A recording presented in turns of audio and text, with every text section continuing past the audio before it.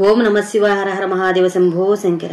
కార్తీక పురాణము 4వ అధ్యాయము దీపారాధన మహిమ. ఈ విధంగా వశిష్ఠుడు కార్తీక మాస వ్రతం యొక్క మహిమ వల్ల బ్రహ్మరాక్షస జన్మ నుండి కూడా విముక్తి నొందనని చెప్పుచుండగా జనకుడు అంటూ ఉన్నారు. తమరు తెలియజేయు ఇతిహాసములు వినిన కొలది తనివి తీరకున్నది. కార్తీక మాసము ముఖ్యమైనవి ఏ చేయవలెనో, ఎవరిని ఉద్దేశించి పూజ చేయవలెనో వివరింపండి అని కోరగా వశిష్ఠుల వారు ఇట్లని చెప్తూ ఉన్నారు.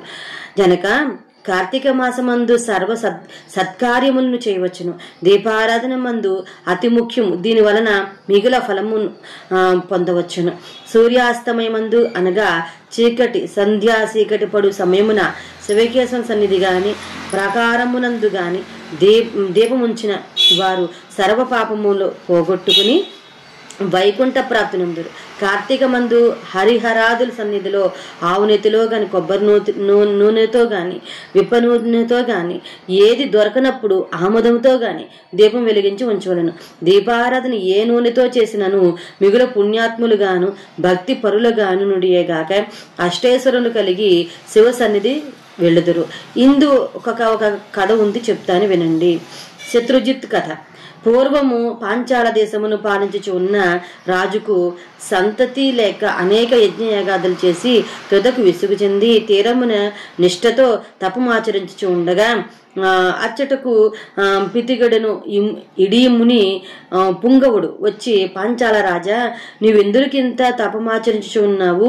నీ కోరిక ఏమి అని ప్రశ్నించగా, ఋషి పుంగవ, నాకు అష్టైశ్వరులు రాజ్యము సంపదలున్నను నా వంశము నిలుపటకు పుత్ర సంతానం లేక కృంగి కుసించి ఈ తీర్థస్థానమున తపమాచరించుచు ఉన్నానని చెప్పాను. అందుక మునిపొంగుడు, ఓయి, కార్తీక మాసమున శివ సన్నిధిని శివదేవుని ప్రీతి కొరకు దీపారాధన చేసిన ఎడల నీ కోరిక నెరవేరగలదని చెప్పి వెడలిపోయింది. వెంటనే పాంచాల రాజు తన దేశమునకు వెడలి పుత్రప్రాప్తికి అతి భక్తితో శివాలయమున కార్తీక మాసము 4 రోజులు దీపారాధన చేయించి దాన ధర్మాలతో నియమసారంగా వ్రతము చేసి ప్రసాదమును ప్రజలకు పంచిపెట్టుచు విడువకుండా 4 దినములు అటులు చేసిన. తత్పుణ్య కార్యమున ఆ రాజు భార్య గర్భవతి అయి క్రమంగా 9 మాసములు నిన్న తర్వాత ఒక శుభముహూర్తాన ఒక కుమారుని కనెను. రాజు కుటుంబీకులు మిగులు సంతోషించి తమ దేశమంతటను పుత్రోత్సవము చేయించి బ్రాహ్మణులకు దాన ధర్మాలు చేసి ఆ బాలులకు శత్రుజిత్ అని నామకరణ చేయించి అమిత గారాబంతో పెంచుచుండ్రి. కార్తీక మాస దీపారాధన వలన పుత్ర సంతానం కలిగినందువలన తన దేశమంతటను ప్రతి సంవత్సరం కార్తీక మాస వ్రతములు దీపారాధనలు చేయుడని రాజు శాసించాను. రాకుమారుడు శత్రుజిత్ దినదిన ప్రబద్ధమానగుచు సకల శాస్త్రములు చదివి ధనుర్విద్య, కత్తిసాము మొదలైనవి నేర్చుకున్నాను. కానీ యవనములు రాగానే దుష్టుల సహవాసం చేతను, తల్లిదండ్రుల గారాబం చేతను స్త్రీలను బలత్కారించు ఎదిరించిన వారిని దండించుచూ ఉండను. తల్లిదండ్రులు కూడా తమకు లేక కలిగిన కుమారుని ఎడల చూచినట్లు విన్నట్లు ఉండేది. శత్రుజిత్ ఆ రాజ్యంలో తన కార్యములకు అడ్డు చెప్పు వారలను నరుగుదున అని కత్తి పట్టుకుని ప్రజలను భయకంపితం చేయుచుండను. అటులో తిరుగుతుండగా ఒక దినమున ఒక బ్రాహ్మణ వనిత ఆయన స్త్రీ చూచుట తటస్థించను. ఆమె అందచందములను వర్ణించుట మన్మధుకైనను సఖ్యము కాదు. అట్టి స్త్రీ కనబడగానే రాజకుమార్ మతి మందగించి కొయ్యబొమ్మ వలె నిష్ఠిష్టుడై ఆమెను సమీపించి తన కోరికను తెలియజేశాను. ఆమె కూడా అతని సౌందర్యానికి బుద్ధురాలై ధర్మం, శీలము సిగ్గు విడిచి అతనితో పోయి భోగములు పొందాను. ఇట్లు ఒకరు ప్రతి దినము అర్ధరాత్రి వేళ ఒక అజ్ఞాత స్థానంలో కలుసుకొనుచుండ్రి. ఇటులా కొంతకాలం గడిచింది. ఎటులను ఈ సంగతి ఆమె భర్తకు తెలిసి పసిగట్టి భార్యను రాజకుమారిని ఒకేసారిగా చంపవాలని నిశ్చయించి ఒక ఖడ్గమును సంపాదించి సమయమును కొరకు నిరీక్షించుచూ ఉండేను.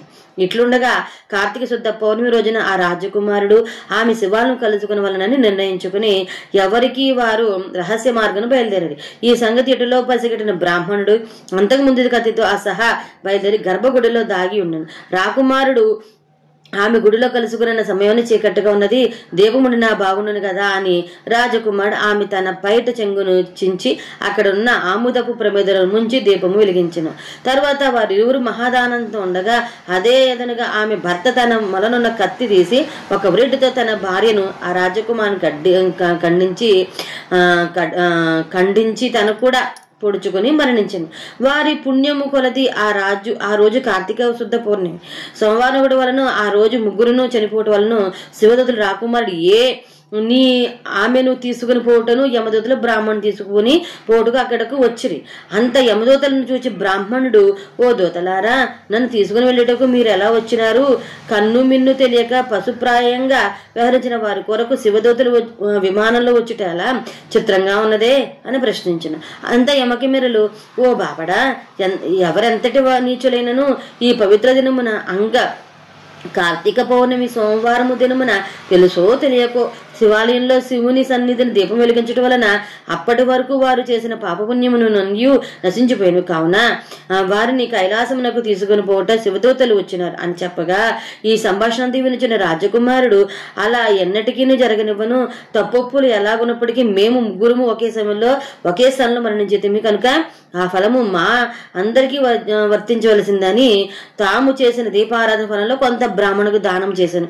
వెంటనే అతనిని కూడా పుష్పక విమానం ఎక్కించి శివ సాన్నిధ్యం చేర్చది. వింటివా రాజా, శివాలయంలో దీపారాధన చేయటం వలన ఎంతటి నీచులకైనా పాపాత్ములు కూడా వారి పాపములు పోయేటేగాక కైలాస ప్రాప్తి కూడా కలిగింది. కాన కార్తీక మాసం నక్షత్రమాల యందు దీపం ఉంచిన వారు జన్మరాహిత్యం ముందుందరు. ఇట్లు స్కాంద పురాణాంతర్గత వశిష్ఠ ప్రోక్త కార్తీక మహత్య మందలి 4వ అధ్యాయం సంపూర్ణము. తర్వాత మనము 5వ అధ్యాయం తెరిపిందాము. అంతవరకు